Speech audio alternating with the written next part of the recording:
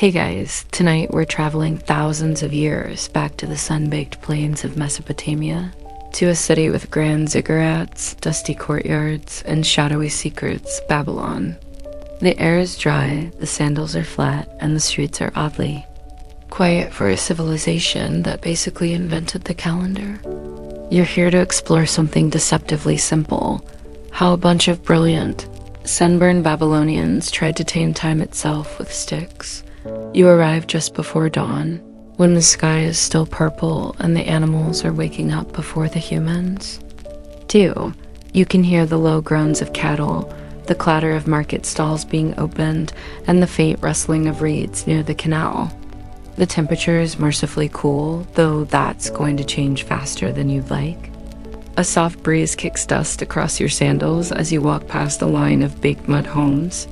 You notice one thing quickly: no one seems to own a watch. That's because in Babylon, time doesn't tick, it stretches, fades, and returns with the sun. Shuffle toward the courtyard of a scribe's home. He's standing barefoot on a stone slab, squinting toward the eastern sky. In front of him, a humble vertical stick jammed into the ground. That's it. That's the mighty Babylonian time machine.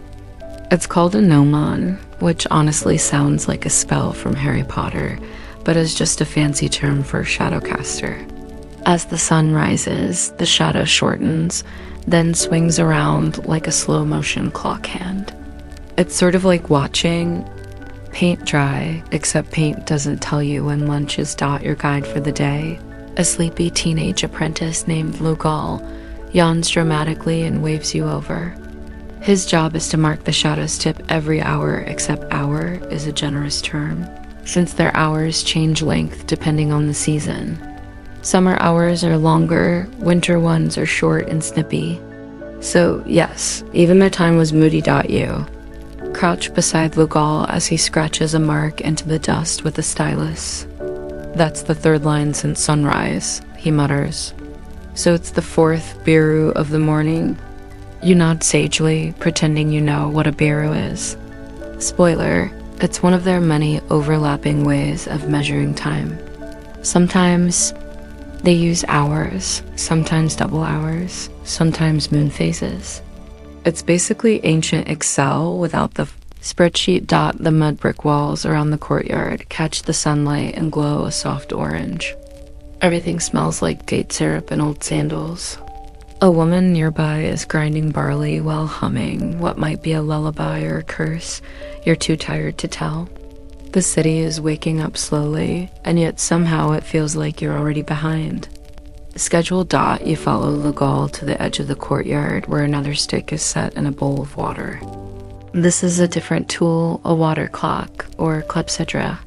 It's meant to keep track of time, even when the sun is hiding, which is helpful unless it's been left in the sun all day and evaporated into sadness.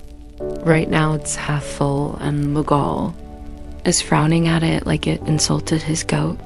This thing's off again, he mumbles. Probably a bird drank from it. You look up. There's a pigeon watching you from a ledge with suspiciously damp feathers. As you head out toward the temple district, you notice that every home seems to have its own shadow stick setup. Some are simple, just a stick and a flat rock. Others are elaborately carved with notches, maybe even inscribed with prayers. It's like comparing a cheap wall clock to a fancy Swiss watch, except they're both made out of dirt. You pass a group of kids racing each other by using their own shadows. As guides, whoever's the shortest wins. Technically, that means the sun is nearly overhead. Shadow-based racing. It's less precise than a stopwatch, but way more charming. Now, while this all feels kind of cute and rudimentary, here's the weird truth. It worked. These early Babylonians were astonishingly good at mapping time through sunlight. Historians still argue whether the first true sundial came from Babylon, Egypt, or somewhere else entirely. But the Babylonians, they didn't just use time, they tried to own it. Their calendars tracked lunar cycles, their city routines followed solar ones, and they even had designated days for doing nothing, which, let's be honest, makes them highly relatable. You end the morning on the rooftop of a home facing east, where another gnome's shadow points toward a nearby ziggurat. The priests are already lining up inside for their temple duties, robes fluttering gently in the breeze. One of them gives you a tired nod, then pulls a sundial from his sleeve like a magician with poor time management dot as the sun climbs higher. And shadows retreat to corners. The city begins to pulse with life merchants open their stalls. Farmers gather tools, and yes, somewhere nearby, a scribe drops his stylus into the sand and calls it lunchtime, even if the shadow isn't quite ready to agree. Time here is flexible. It stretches, it bends. It waits for the sun to decide everything. And in a weird way, so do you. The scent of roasting barley mingles with date syrup and clay as you follow Lugal into the heart of the market district. Babylon is now fully awake.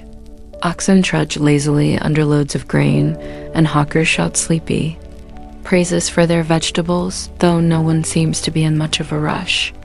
After all, everyone here is waiting for a shadow to tell them what to do next. You stop near a bakery where the heat from the clay oven rivals the rising sun. Lugal pauses and gestures at a nearby wall where yet another stick has been stuck into. A brick ledge. Its shadow is barely clinging to the edge of a crude drawing scratched into the surface, a kind of poor man's sundial. Beside it, someone's written symbols in cuneiform, bread done when shadow hits lion's tail. That's right, ancient Babylonians time their baking with sun shadows, not egg timers. And the lion, just a doodle. An improvised clock shaped like a cat. This, it turns out, is pretty normal. Not everyone had a fancy water clock or a temple-grade gnomon. Most people used whatever they had. Walls, sticks, even columns. One merchant, Lugal whispers with a smirk, uses his donkey's shadow. He claims it's more accurate than the priest's clock, he adds with a grin. You look around. Sure enough, there's a particularly still donkey nearby being worshipped. Like a four-legged Rolex dot as the market hums. You start noticing just how much the Babylonian day revolves around the sun's journey. Breakfast stalls open when shadows reach a certain step on the ziggurat. Workers change shifts when the temple's obelisk casts a long enough slant over the square. Even children's playtime is loosely tied to when the sun hits the corner of the potter's roof. It's charming, and a little chaotic dot in the corner of the square. An elderly man with an impressive white beard sits on a mat beside a polished stone, slab with notches carved all around its edge.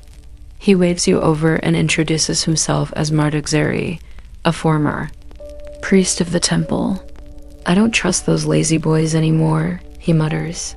They measure time in yawns, not shadows. He invites you to sit beside him, and together you watch as the shadow of a peg he's placed in the center slowly creeps toward the next notch. Mid-morning, he says proudly. Good time to scratch your back and avoid your chores. It becomes clear that measuring time was as much a social tool as a practical one. The shape, length, and direction of a shadow might determine when you could enter the temple, collect water, or even when you were allowed to sell your grain. And not everyone agreed on the rules. In fact, historians still argue whether the Babylonians used standardized time intervals or if most of it was based on local consensus, meaning if your neighbor said it was lunch, it probably was. You wander with Lugal toward a school for scribes, where a group of young students sit cross-legged in the dirt, carefully copying time formulas onto clay tablets. The instructor, a woman named Ninlil, points out one of the more complex diagrams, a sundial with 12 notches and corresponding star signs. In theory, she says, this is how we divide the day. In practice, we just eyeball it. She chuckles, then adds, besides, our shadow sticks get stolen by goats half the time. You're shown another method, a horizontal stick laid across a circle of bricks. As the sun moves, the tip of the shadow hits different markers, each one corresponding to a task. Fetch water, start weaving, feed chickens, prepare the offering. It's more like a to-do list with solar approval, but it's not all practical. There's a deeper, almost philosophical layer here. Time to the Babylonians wasn't just something you tracked. It was something you honored. The sun's rise and fall weren't mechanical, they were divine. Shadow sticks weren't just tools. They were sacred witnesses of celestial movements. That's why some were placed on altars, sprinkled with oil, or even kissed during ceremonies. Yes, kissed. Very tender, very awkward. A group of kids runs past you, giggling, holding their arms in the air to make their shadows dance like birds. One boy is shouting, "I'm the god of noon," as he stands in the one spot where his shadow disappears completely. It's true, the closer to noon, the shorter the shadow, until it vanishes right beneath you. At that point, you're essentially timeless, which sounds very deep until you realize it's just harder to guess when lunch starts. By now, the sun is high, and most people have retreated into shade. Even Mughal, previously enthusiastic, is wilting like a neglected houseplant. Time slows down now, he murmurs, almost philosophically, and he's right. The heat has erased most shadows, and with them, any reliable markers. Everyone takes a break not just because it's hot, but because their clocks have melted into nothingness. You sip from a clay cup of barley drink and sit under a reed canopy, watching as the city dozes. It's strangely peaceful. Without the shadow to guide them, Babylonians simply stop. There are no alarms, no schedules, just a collective pause. It's one of the few moments when time is truly shared, and somewhere, in the middle of this dusty hush, you realize the strange beauty of it all. These people built their lives around the sky's rhythm. They read the sun like a holy text, interpreted shadows like poetry, and accepted grudgingly. Maybe that sometimes the day decides what you do, not the other way around. The afternoon. Sun hangs lazily above Babylon, and the entire city seems to be exhaling at once. You walk slowly through the quieter lanes, where even the animals are napping, tails twitching in slow motion. Lugal, now munching on a honey date, leads you toward one of the ziggurats, the step pyramid temples that scrape at the sky and make even modern. Buildings look like SANDCASTS as you approach. Your feet sink slightly into warm sand, and you squint upward. The ziggurat looms above, layer upon layer of sun-bleached bricks. A winding ramp leads to its summit, and carved along the sides are faint lines, some decorative, some not. See those shallow cuts? Lugal points. Not. Just art. Some were used for tracking shadows too. That's right, this wasn't just a temple. It was a massive sundial in disguise. Climbing the ramp feels like slow-motion exercise. Each step echoes with your breath and the distant sound of chanting. Up here, the view stretches endlessly. You can see the Euphrates like a ribbon of melted silver in the distance, the date palms swaying, and rooftops crowded with sleeping cats and dozing humans. And there, in the middle of the ziggurat's flat top, stands another gnomon taller, carved from stone and surrounded by faint radial lines. A priest named Ashur Eli meets you at the top. He's wrapped in white linen and smells faintly of incense and ... perhaps fermented goat's milk. This is the highest timepiece in Babylon, he says proudly. When its shadow reaches the western marker, we begin evening rituals. He steps aside as the shadow slowly creeps forward measured, precise, like a finger on a sundial made by the gods. Interestingly, this elevated sundial wasn't just for tracking time, it symbolized authority. Historians still argue whether the ziggurat's function as a timekeeper was official or symbolic. But one thing's clear, when the shadow moved, people noticed. From vendors down below to temple guards on patrol, everyone took their cues from it. It wasn't just a device, was the city's heartbeat. Usher Ailey shows you a cracked clay tablet, etched with a diagram of the sun's movement across the year. It's part science, part horoscope, part how to plan a good festival. You see the marks for solstices, equinoxes, and lunar conjunctions. He taps one part gently. This tells us when to honor Shamash, the sun god. Without it, we'd doubt it. Be guessing, and Shamash does not like guesswork. You sit beside the priest, both of you silent for a while as the afternoon deepens. A hawk circles above. The city breathes slowly beneath you. The sun's shadow lengthens and something subtle shifts in the air. The ziggurat is starting to cool. You can feel it under your fingers. The bricks are no longer scorching, just warm. Usher Ailey pulls out a small jar of oil and pours a drop at the base of the gnomon. The sunlight refracts off it, casting a shimmering halo. This is ritual, he says softly. The sun must see us paying attention. You nod. Even your sleep-deprived modern mind can appreciate the poetry of it. He leads you down again, step by careful step. By the time you reach the ground, the shadows are long and golden. Workers are stirring once more. Children emerge like startled squirrels, and the city begins its second breath of the day.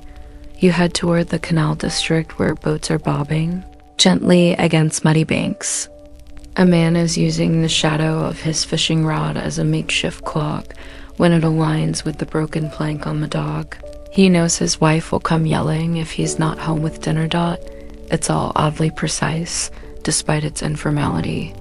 Babylon's timekeeping isn't robotic, it's personal. Every corner has its own rhythm. One alley might follow temple bells.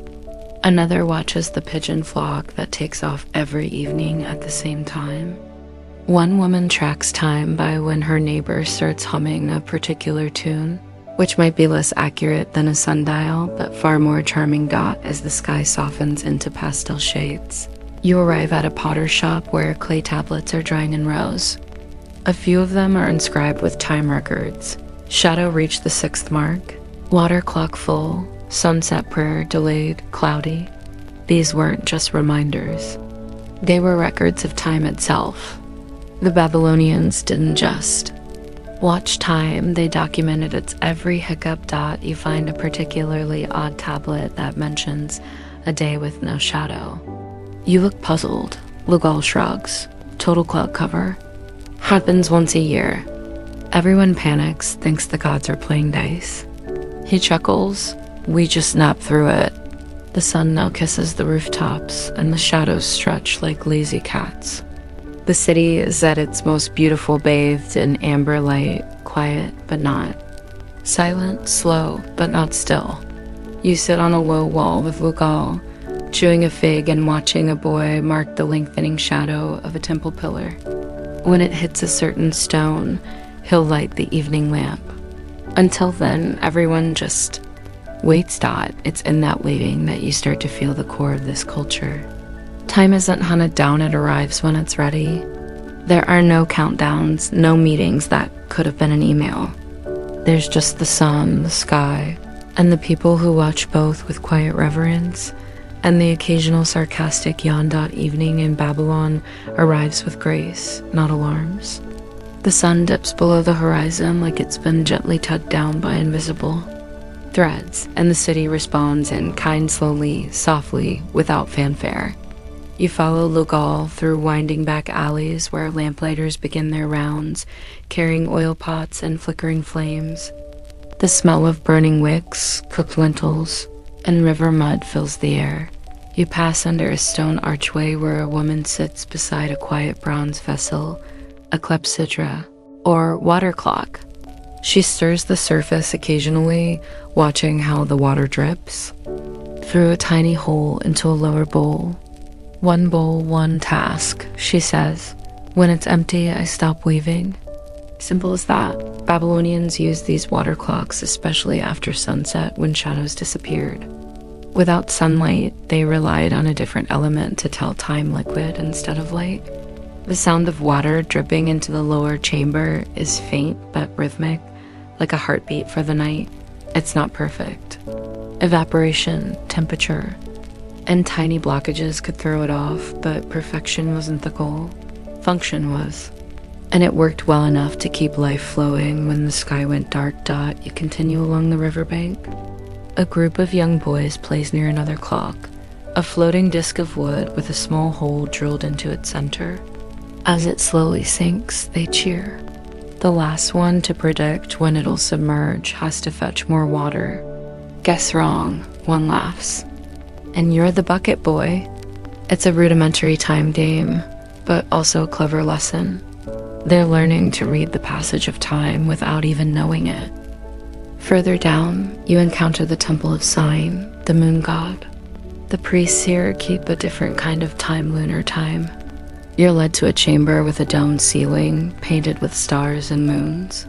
A priestess named Nanerda explains how their rituals follow the phases of the moon. When the crescent waxes, we sing. When it wanes, we fast. She draws lines in ash across the floor to demonstrate how they align offerings with moonrise. You get the feeling you've just walked into the most ancient version of a planner app. Interestingly, there's debate among scholars today about whether Babylonian lunar tracking was more precise than their solar methods. The moon's phases were more predictable in some ways, but cloud cover could make observation tricky. And of course, the moon moves at its own leisurely pace, which didn't always align with daily schedules. Still, the moon was sacred, and its cycles influenced everything from harvests to marriage ceremonies. You're shown a calendar stone that looks more like a puzzle box. Each side is etched with symbols, stars, animals, numbers. It's rotated every few days to match the moon's progress, a kind of proto-calendar that only a few priests fully understand. Historians still argue whether it tracked tides, rituals, or astrological moods, Legal whispers. I think it's just an old joke no one admits to forgetting. As darkness deepens, the sounds of the city shift. Drums echo faintly from a distant celebration. In another alley, a scholar reads aloud by lamplight, timing his recitation with the slow drip of a water clock nearby. He claims he never reads too long or too short, Lugal grins, but I think he just likes the sound of his own voice. You find yourself drawn into a quiet courtyard where women sit in a circle spinning thread. One of them taps a stick against a bowl every so often, a self-made rhythm that tells her when to change the spindle. Timekeeping here is musical, almost poetic. Each clink of the stick is a metronome of domestic life as the moon climbs higher. You wander into a garden where a group of astronomers has gathered. These aren't the robe-wearing, star-whispering mystics you might expect. They're more like tired researchers arguing over whose math is less wrong. They invite you to lie down on a mat and watch the sky. One of them, a cheerful old man named Bo Annie, explains how they map the stars to chart time across seasons. He points out constellations named for lions, bulls, and curiously a plow. That one tells us when to plant barley, he says. Another cluster, shaped like a twisted rope, marks the beginning of temple cleaning season. It's all very mystical until you realize most of these decisions boil down to when the stars look kind of like this, it's time to clean. Still, the precision is impressive. Babylonian astronomers could predict eclipses, track planetary movements, and align ceremonial dates with celestial events. They were among the first to treat time as something cyclical, not just linear. Night followed day, which followed night again, an endless spiral of sky and shadow. You begin to understand why time here isn't a straight arrow, but a sacred loop. The gods cycle through their moods. The moon returns to its starting point. Even the stars retrace their paths if you're patient enough. In Babylon, time doesn't race, it rotates as you rise to leave the garden. Bilani hands you a clay token with a star carved into it. For dreams, he says. It helps you count the hours without watching. You nod politely, though you suspect it's just a fancy worry stone. Still, the gesture is kind and ancient. The night air cools your skin as you return to your lodgings, the city now blanketed in shadows. Somewhere, a water clock continues to drip. A priest begins his moonlit chant. And overhead, the stars inch forward like tiny clocks of fire. The next morning in Babylon doesn't begin with alarm clocks or rushed commutes. Instead, the sun does what it always does. It stretches slowly over the rooftops, as if reluctantly waking the city with a warm yawn. You stir awake on your reed mat, the faint sounds of street vendors rising like steam through the air. Somewhere nearby, someone is grinding grain. Someone else is already arguing over fish prices. The city is moving again, but not racing. You wander out into the morning haze and meet Lugal near the scribe's quarter. Today, he says, you'll explore one of Babylon's most fascinating timekeepers, record keepers themselves. Scribes don't just write down numbers, he tells you, tapping his stylus against his palm. They organize time. Their time. You enter a cool stone room lined with low shelves. On each are stacks of clay tablets, neatly arranged.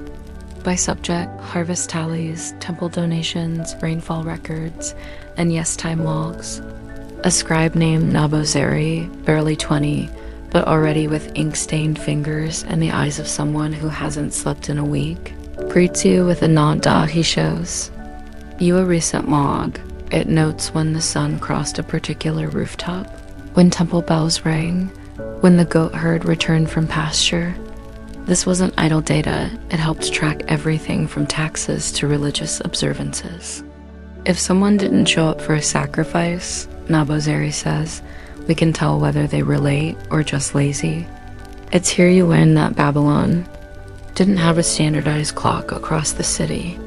Instead, each district, temple, and trade group had its own rhythm. Scribes like Nabozeri worked to stitch those rhythms together into something resembling order. Without them, Babylonian time might have been chaos. One tablet catches your eye. It records a day when timekeeping went wrong. Flood delayed sunrise shadow. Temple opening postponed. Market outcry. It's a reminder that even in this ancient system, time could still trip over itself. Historians still argue whether this was a real flood, Nabozeri smirks, or just someone hungover making excuses. Lugal leads you out through the administrative quarter, where other scribes are updating tallies in the dust using pointed sticks. You pass a group huddled around a diagram, an early form of a duty roster. When the third shadow touches the marker, one says, I'm off goat duty, another groans. You had second shadow yesterday. They bicker in circles, marking their shifts not by hours, but by moments in the sun's path. You continue toward a more solemn district, the burial grounds. Timekeeping didn't stop with the living. Babylonian funerary practices also ran on ritual timing. Certain prayers had to be said when the moon was half full. Offerings were made at dusk, not dawn. A priest explains how even the position of the deceased's shadow on the burial mound could affect the soul's journey. You glance at a grave marker, its stone still warm from the sun. Time isn't just counted here, it's carried out further on. You arrive at one of the more peculiar places in the city, a public courtyard filled with standing stones and bronze rods planted at odd angles. This, Lugal says, is a calendar garden. Each object casts shadows that move in relation to the sun, and each corresponds to a specific date or event. One tall slab marks the beginning of planting season. A slanted rod points toward the sunrise on the solstice. It's a sundial maze. Lugal jokes, and the public calendar. People come here to plan weddings, harvests, or lawsuits. You walk among the stones, watching the shadows crawl slowly toward their next appointment. It's not just functional, it's beautiful. The entire garden hums with patient geometry. At one corner of the garden, a woman etches a mark into a stone wall. You ask what she's doing. Tracking my son's birthday, she says. When the shadow of that pillar touches this mark again, he'll be a man. No cake, no candles, just sunlight and stone. The quiet dignity of it all takes you by surprise. In a world without wristwatches or countdown apps, people still mark the moments that matter most, with patience, with precision, and with deep intention. You end the morning in a narrow alley cafe where a potter sits molding tiny tokens, some shaped like animals, others like stars. These, he explains, are charms sold during festivals to mark time cycles, births, full moons, anniversaries. One is shaped like a crescent and bears a tiny inscription. One cycle sends her smile. It's tender, deeply personal, and oddly timeless.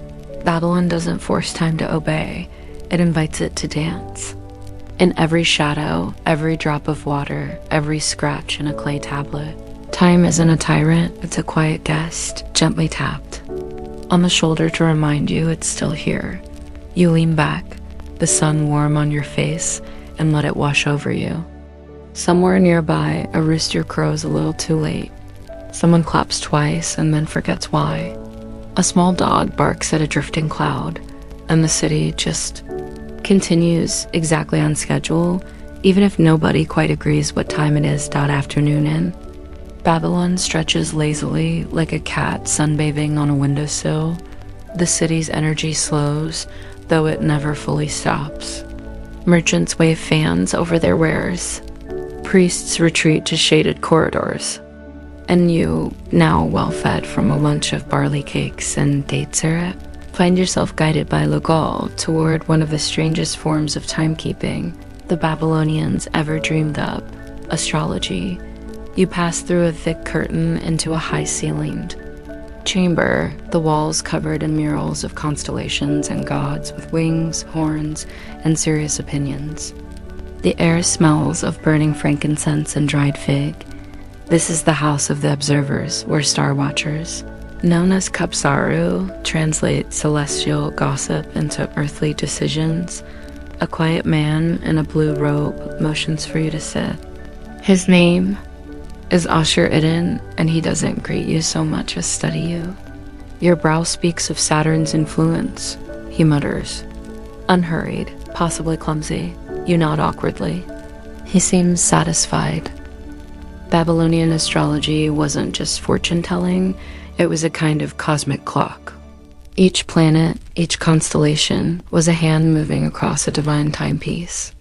When Mars rose in the east, certain crops were harvested. When Venus disappeared, kings delayed weddings.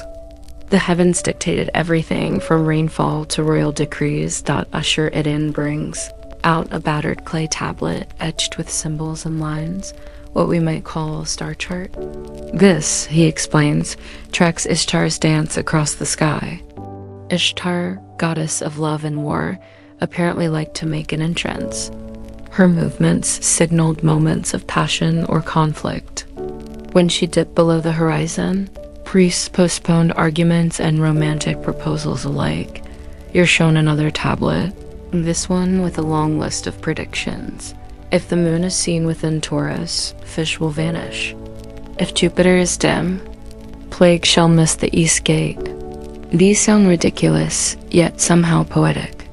Historians still argue whether these were genuinely believed, Lugal whispers, or if astrologers were just giving everyone something to blame. Outside, you're led to a tall ziggurat, its top lost in the midday haze. These step pyramids weren't just temples, they were observatories. The higher you went, the closer you were to the gods ... on the stars. You climb with Lugal to a platform where a young apprentice squints through a bronze tube no wider than your thumb. Looking for Mercury, he says, as if that explains everything. You stand quietly, taking in the view. Below, the city seems to rotate, gently markets buzzing, river glistening, temples humming with low chants. Above, the sky remains indifferent, vast and slow. In Babylon, time isn't just measured, it's interpretive. Read like a language, argued like poetry.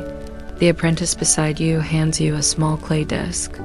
It's rough and lopsided, but there are dots scratched into it, a crude replica of the Pleiades. To remember what's above when you're below, he smiles. It's oddly comforting dot as you descend the ziggurat. Legal points to carvings near the base. Lions chasing stars, men holding hourglasses shaped like moons. These aren't just decorations, they're metaphors. Time in Babylon is both predator and prey. Something you watch, but also something watching you. You stop by a shrine where a young woman burns herbs and chants softly. She's not praying for health or wealth, but for good timing. My sister is with child, she explains, and we want the birth under a generous moon.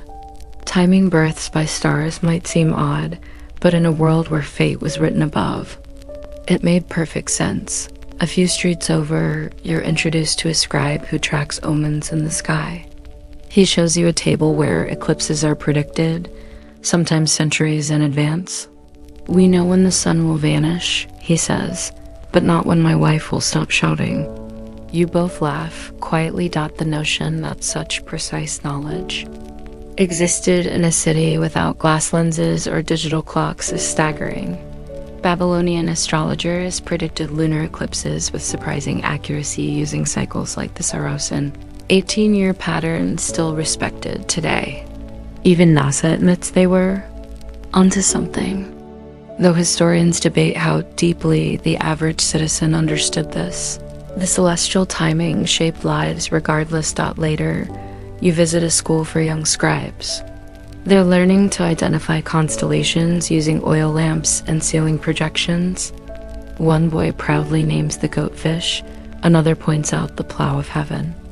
You're told these early lessons teach children how to live with time, not chase it. As evening nears again, you return to the city square where a man stands selling amulets shaped like tiny stars. For luck and timing, he says, pressing one into your hand. It's warm, as if it's absorbed a whole afternoon of sun and stories. You walk away slowly, the sky deepening to violet above. Somewhere behind you, a priest hums an ancient lullaby about stars wandering home. Ahead, oil lamps begin to flicker on. The city glows. Time hums softly. Evening in Babylon doesn't fall, it seeps. Like honey poured over sun-baked bricks, the sky slowly loses its color, slipping from gold to ember to a silky plum. You find yourself on a quiet street near the eastern wall, following Legal as he guides you toward the next layer of time in this ancient city, the domestic clock. Here, time isn't measured by stars or scribes, it's lived. The sounds of day shift subtly. Hammers quiet, songbirds hush, and the laughter of children takes over. They play in alleyways with balls made of tightly wound reeds, shrieking with the kind of joy that's unaware of years. In a courtyard, a mother calls her children by name, each one a syllable wrapped in sunset. Come now, she says, bath time before the moon finds you. You join a family preparing their evening meal. The father, a bronze worker, scrapes his sandals clean at the threshold, while the mother stirs a thick stew over a charcoal pit. Time here is marked by smell, the moment cumin hits the pot, or when the lentils begin to crackle.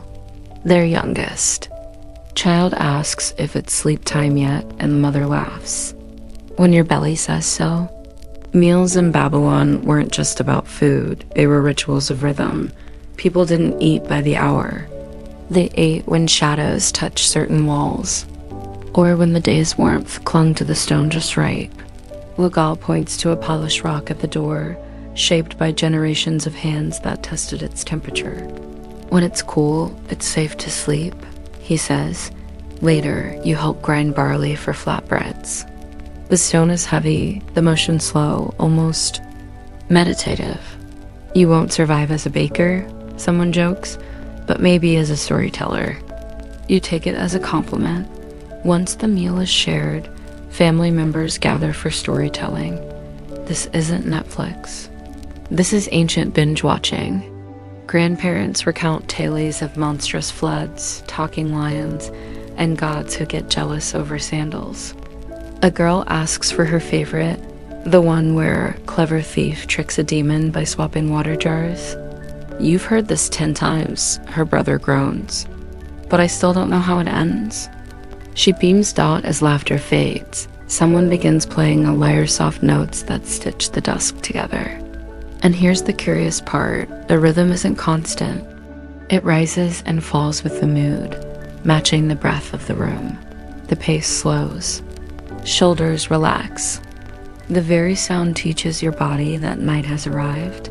Lugal explains that Babylonian households followed something called Geshtim, the evening stretch. It wasn't just about relaxing, it was a cultural slowing down, a gentle unwinding of the day's tight coil. Even the goats rest then, he smiles, and goats are jerks. Outside again, the streets are different. Lanterns flicker along rooftops like hovering stars.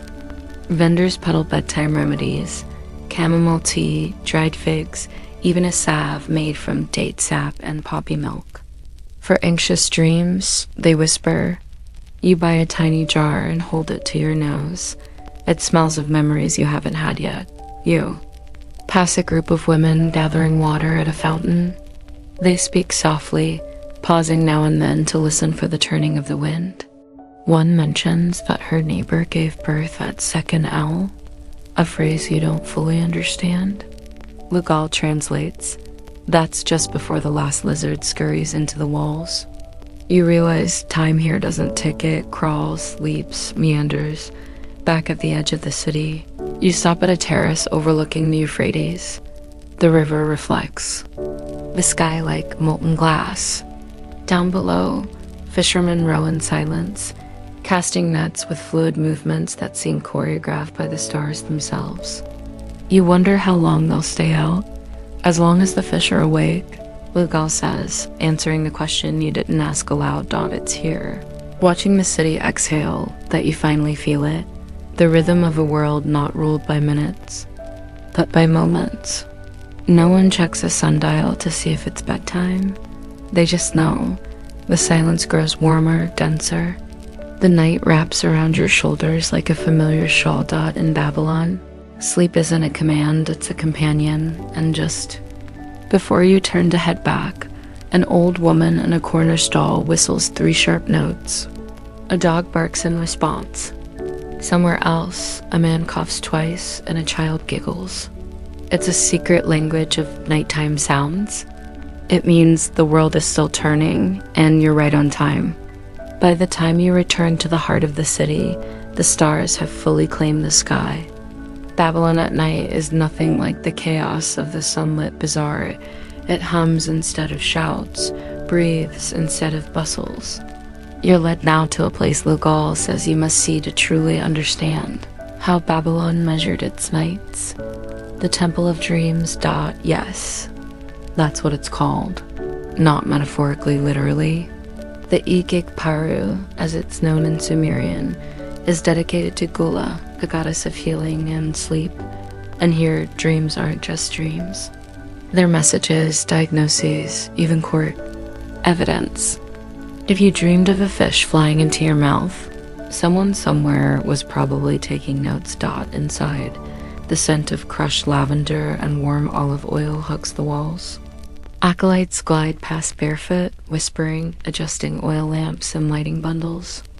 Of herbs, a priestess offers you a seat near a small pool. The water is still, black, reflective, a liquid mirror designed to catch the last thoughts of the gods. She tells you to watch the water and empty your mind. Good luck with that. Your thoughts are currently a crowded soup of roasted onions, sky lions, zodiac tablets, and second owl lizards. Still, you try. A bell chimes softly. This is how the night temple divides time, not with hours, but with sensory cues. First bell, purification. Second, reflection. Third, incubation. The last one? You don't ask.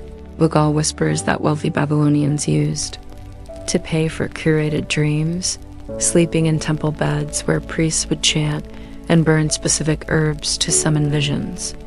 One man dreamed his dead uncle told him where the family silver was hidden, he says. turned out to be under a goat. You chuckle. Historian bet it wasn't all bedtime treasures still argue whether the priest planted the dream or just knew the goat. Hunts. Some dreams were warnings. Others gave legal testimony. In one tablet, a woman claimed she saw her brother stealing grain in a dream, and a judge used it as part of the verdict. You wonder what Babylon's courts would make of your dream. Last week, about being chased by a talking soup ladle, the priestess invites you to walk the Hall of Sleepers. Along this long corridor are stone slabs where dreamers used to lie overnight, hoping to glimpse divine guidance. Carved into the walls are tiny images, stars inside eyes, fish with wings, and lions curled in beds like house cats. You pause at one mural showing a man climbing stairs into a cloud, holding a torch. The journey inward, she says. A metaphor or not. You're offered a sip of a sleep tonic made from fermented barley, date syrup, and a pinch of something. Musky. Just a drop, she says and winks. It's surprisingly sweet with a back note of cinnamon and ... Clay. You don't ask. Within moments, your shoulders droop. Your body recognizes this as night in the deepest sense. Back outside, the Gaul leads you toward a quieter part of the city. Here, homes are fewer and the open sky rules.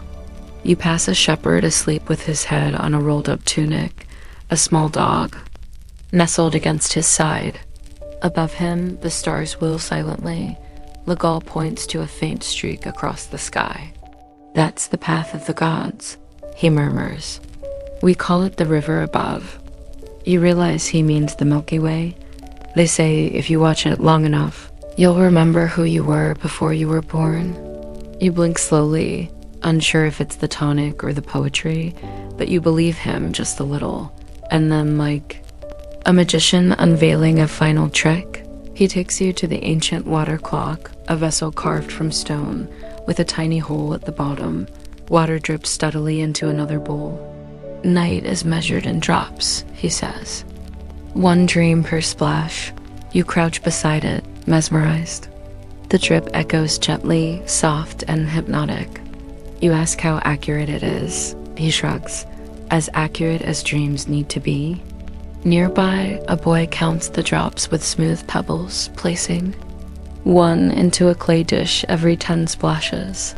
You watch his rhythm, and suddenly, the ticking of modern clocks feels crude. This isn't precision, it's permission. To let go, to slow down, to wander, unhurried dot as the sky deepens and the last breeze of the evening plays with your robe. You understand something quietly profound. Time in Babylon isn't about control. It's about harmony. A dance between stars, breath, sound, and sleep. The boy finishes his counting. The bowl is full. The moment has passed, and so the night deepens further, not darker, but deeper, like an inhale before the next chapter. The air is cool, now cooler than you expected in a city known more for heat than hush. It wraps around you like an old blanket, one that smells faintly of date palms and sun-dried stone. You walk with Legal into the outer neighborhoods of Babylon, where merchants, artisans, and laborers live, away from the palatial glow of temples and royal courts. Here, the night breathes differently. You pass a row of clay homes, their flat rooftops dotted with mats and sleeping bodies. Too hot to sleep inside, Legal murmurs. Up here, you catch the breeze and the stars. You notice how carefully these rooftop spaces are arranged, sleeping mats spaced apart, small jars of water within arm's reach, even flat stones placed nearby to reheat morning bread. Rooftop life isn't just practical. It's ceremonial. A man waves you over. He's a textile dyer, his hands still stained with indigo. Just returned from the river, he says, offering a seat beside his wife and 2 sleepy children. We tell stories now. It softens the mind before sleep. He shares one about a woman who tricked a storm god by hiding his thunder in a clay jar. His daughter interrupts. That's not how Grandma tells it. They laugh, and suddenly you're drawn into this nightly ritual half-myth, half-memory. It's here, nestled among strangers who've welcomed you like kin, that you see something extraordinary. The stars above Babylon don't just shine, they move, not fast, but deliberately, like actors crossing a silent stage. One in particular, red and steady, seems to have its own importance. That's Mars, Lugal says, the god of the hunt. He's restless tonight. Babylonians were astronomers long before the word existed. Their star charts, scratched into clay, could predict eclipses, track Venus cycles, and even map out horoscopes. They didn't watch the sky to conquer it, they watched to understand themselves. If you were born when Jupiter met the lion, one woman says, it means your dreams will be loud but kind. You're not sure what that means, but you want it printed on a t-shirt. Lugal tells you that wealthy families paid scholars to read the sky over their newborns and predict futures. Some historians believe this is where modern astrology was born. Others argue whether those predictions were serious or just ceremonial. Like fortune cookies, you whisper and Lugal smirks, with better grammar. The quiet deepens again. A far-off flute plays 2 notes, then 3, and then silence. Someone below lights incense, and the scent curls upward like a smoky ribbon. Time passes gently here, measured not in numbers, but in sensations. The warmth of stone under your legs, the flicker of a torch 2 rooftops away, the soft inhale of someone nearby, already drifting into sleep. A question lingers in your mind. How did they wake up? If there were no alarms, no buzzing phones, how did Babylonian families know when the day began? Lugal explains that roosters were the natural clocks.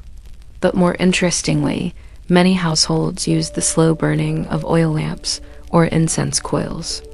As a form of night measure, a certain scent meant midnight. Another told you it was time to stir the embers. And if that failed, he shrugs, someone's goat would scream. You pause to absorb that. Screaming goats. Of course, not far below. At street level, a patrol of temple guards walks by. Not for crime. Babylon at night isn't dangerous in the modern sense, but to check for fires or wandering cattle. They nod respectfully at the rooftop dwellers, who nod back without speaking. It's a ritual, assurance that the city watches. Over at Sleeper's Dot, as you recline on a spare mat offered by the dyer's wife, your limbs relax in stages. First your ankles, then your shoulders, then even your fingertips. The stars blink above like drowsy eyes. Somewhere a clay jar tips and spills water, a quiet splash. No one moves. No one needs to, Lugal says softly. Night is a gift. We open it slowly. You nod. He's right, and in that suspended breath between waking and dreaming, you sense what Babylon truly was.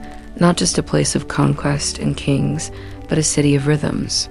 Rhythms of water, fire, grain, and sleep. Rhythms written into brick and sky. Tonight, you are not a visitor. You're part of it. You close your eyes not to end the experience, but to deepen it. As your eyes flutter open from the gentle embrace of sleep, you find yourself somewhere between dream and dawn. The city of Babylon is just beginning to stir, and with it, the echoes of a morning routine that feels both alien and familiar. You rise from your rooftop perch, stretching limbs still heavy with sleep's residue, and join the city as it awakens. In stages, the scent of fresh bread, baked in communal ovens, wafts through narrow alleys.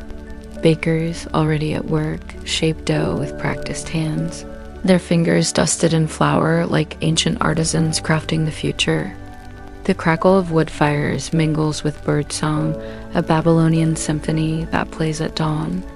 The market stalls begin to set up, yet the bustle is gentle, a slow unfolding rather than a sudden burst.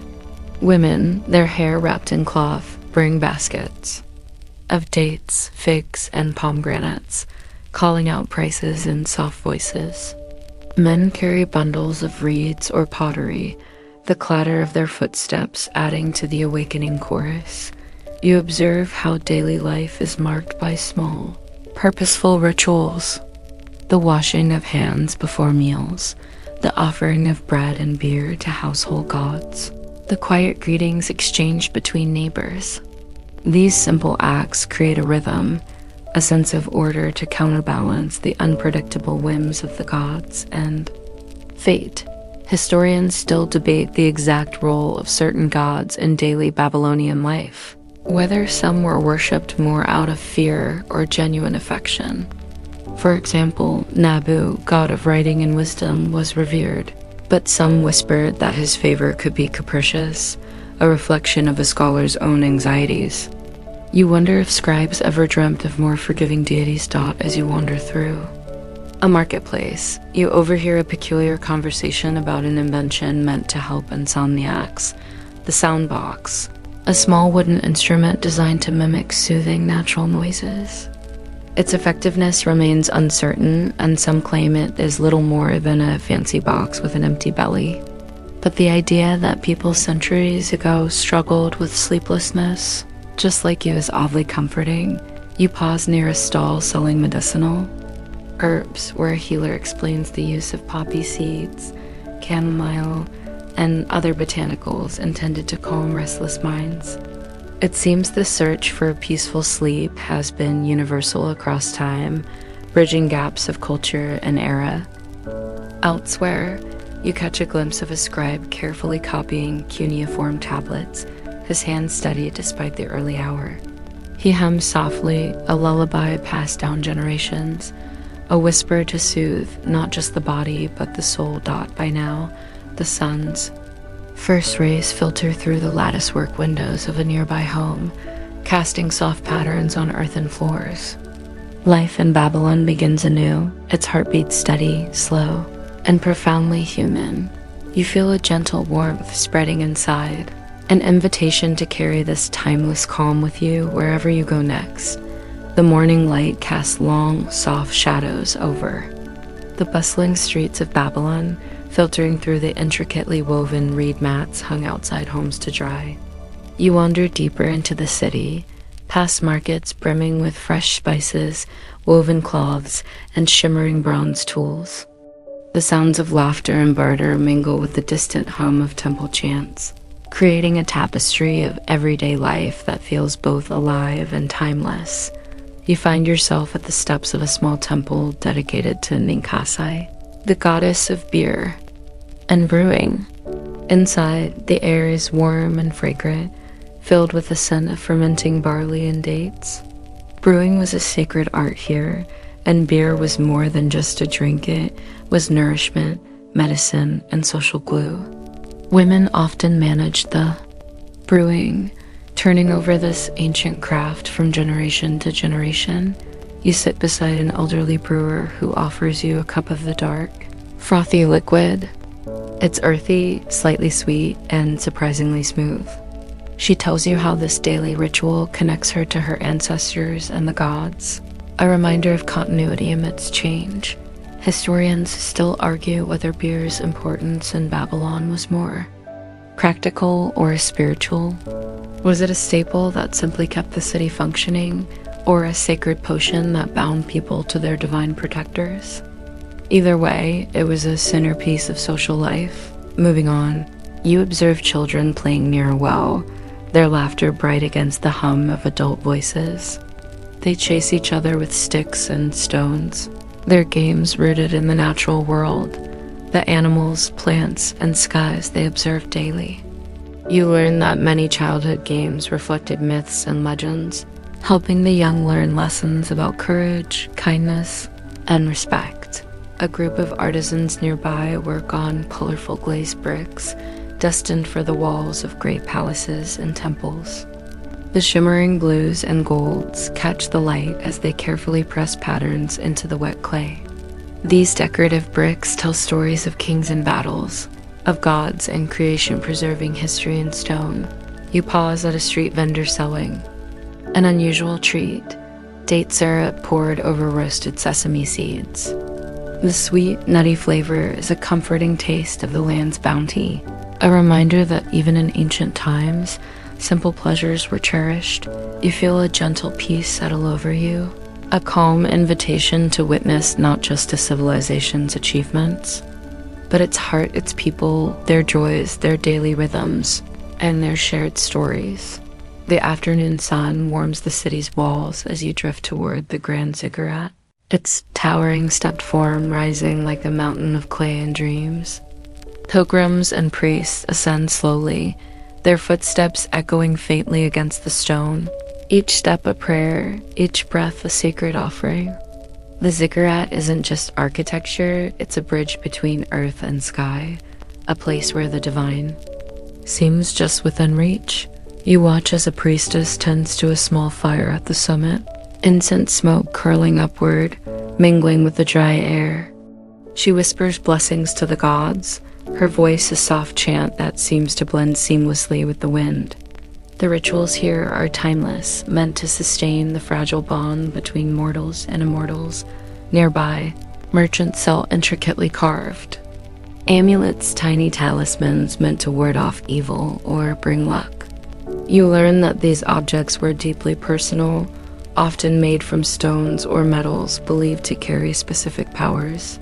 Historians still debate how much faith people placed in these charms versus their symbolic role in social status.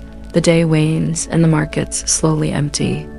You wander past workshops where potters shape vessels, their hands moving with fluid grace. These everyday objects, jars, cups, plates, carry stories of countless meals, celebrations, and quiet moments shared under Babylonian roofs. You pause beside a small school where scribes practice cuneiform. The air is thick with the scent of clay tablets and ink, and the murmur of recited lessons fills the space. Learning to write was a revered skill, opening doors to power and knowledge. The debate continues among scholars about how literacy shaped Babylonian society. Did it empower many, or concentrate authority in the hands of a few? As twilight settles, families gather in courtyards, sharing stories by the soft glow of oil lamps. You listen to tales of God's adventures, heroic deeds, and moral lessons woven into myth. The stories shift and change with each telling, alive as the stars above. You feel a profound connection to the people, their hopes, their fears, and their quiet moments of joy. This ancient city, with all its grandeur and simplicity, has opened a window into a world where even the smallest acts, like sharing a story, hold great meaning. The night deepens, and the city of Babylon slowly drifts toward quiet. The last echoes of chatter fade from the streets, replaced by the gentle hum of night insects and the distant calls of owls.